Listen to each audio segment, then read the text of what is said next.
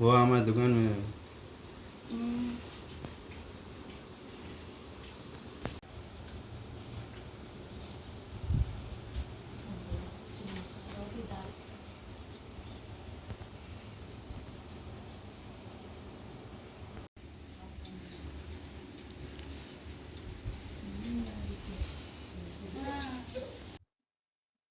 कुत्ते काट रहे, दुकान को जा रहे थे, कुत्ते पीछे से आके काटा।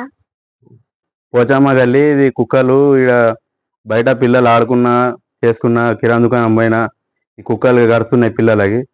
మళ్ళీ ఏంటంటే పిల్లలు ఎటు పోయినా పరేషాన్ ఇక ఏంటంటే పిల్లలకు సేఫ్టీ లేదు.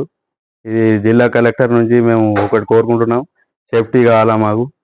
ఏంటంటే ఇక పిల్లలకి ఏం హాని జరగకుండా చేయాలా. పెద్ద మనుషులకి, ముసలోళ్ళకి, మన ఆడోళ్ళకి రాత్రిపూట పోయినా డేంజరే. ఏంటంటే స్పందన చేయాలా.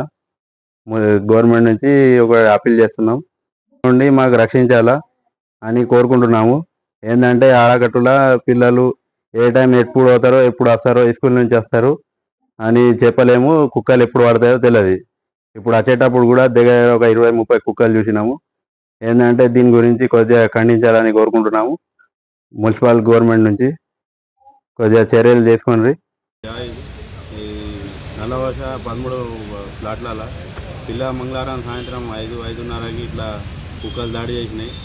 అయితే ఈ కౌన్సిలర్ కూడా చెప్పినాం, చెప్తే చూస్తా అన్నాడు. మరి ఇంకా వేరే పిల్లలకు హాని జరగకుండా చూడాలని మున్సిపాలిటీ నుంచి చర్యలు తీసుకోవాలని చెప్తున్నాం.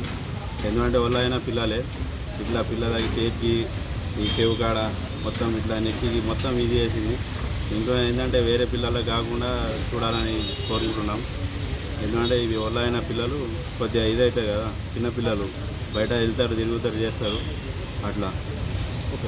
ఇంకోటి ఏంటంటే కాలనీల కుక్కలు బాగా అయిపోయినాయి. ఆర్మూర్లో కూడా బాగా కుక్కలు అయినాయి. ఆడంటే ఆడ ఏంటంటే కుక్కలకు కొద్దిగా దూరం చేయండి.